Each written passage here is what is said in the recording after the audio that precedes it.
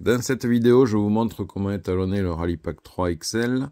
Donc on place tout d'abord le nez de la voiture au ras de la ligne de départ de l'étalonnage et ensuite on rentre dans le menu d'étalonnage. Donc il se trouve sur la deuxième page, première, deuxième. Donc c'est le numéro 5 ici, étalonnage.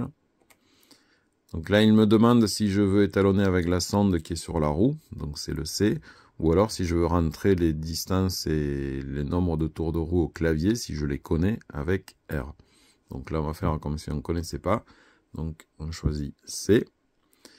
Quand j'ai arrêté ma voiture sur la ligne de départ, je ne sais pas où se situe mon plot métallique par rapport à la sonde. Et pour partir avec un nombre de tours entier, on va avancer lentement de façon à détecter le plot et on arrête brusquement la voiture lorsqu'on voit les 4 zéros apparaître. Les 4 zéros du compteur du nombre d'impulsions. Hop, ils sont là.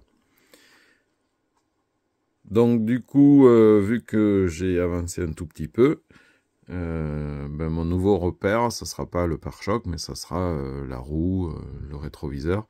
Ce qui fait qu'à la fin de la zone d'étalonnage, je vais m'arrêter sur ce même repère. Donc là, je peux rouler à la vitesse que je veux. Ça y est, je roule avec mon simulateur de sonde. Donc ce que l'on voit ici, ce sont le nombre d'impulsions qui sont captées par la sonde. Donc si vous avez un plot, vous avez une impulsion par tour de roue. Si vous avez deux plots, vous avez deux impulsions par tour de roue, etc., etc. Ici, on voit les kilomètres qui défilent. Et ces kilomètres-là sont basés sur l'étalonnage qui est déjà fait de base si l'appareil est neuf ou par rapport au dernier rallye que vous avez fait. Alors si vous étalonnez pour la première fois votre appareil, certainement que les kilomètres ici seront relativement faux, car l'étalonnage qui est livré d'usine correspond à mon ex 205 GTI avec un seul plot sur la roue. Donc en fonction des véhicules, les données sont forcément très variables. Donc ne vous fiez pas à cette première distance, à la première fois que vous étalonnez. La deuxième fois, elle sera beaucoup plus juste. Donc là, j'ai mes tours de roue qui continuent. Alors je vais accélérer un tout petit peu, de façon à rentrer des valeurs à peu près logiques. Donc on va considérer que j'ai un seul plot métallique sur la roue. Et je vais arrêter à peu près ici. Voilà. Donc là, j'arrête mon véhicule à la fin de la zone d'étalonnage. Et si mon point de départ, c'était le rétroviseur, je m'arrête au rétroviseur. Là, je n'ai plus qu'à valider mon nombre de tours de roue et à rentrer la distance que j'ai parcourue, donc en mètres. Donc on va dire que j'ai fait 1000 mètres, donc je rentre 1000.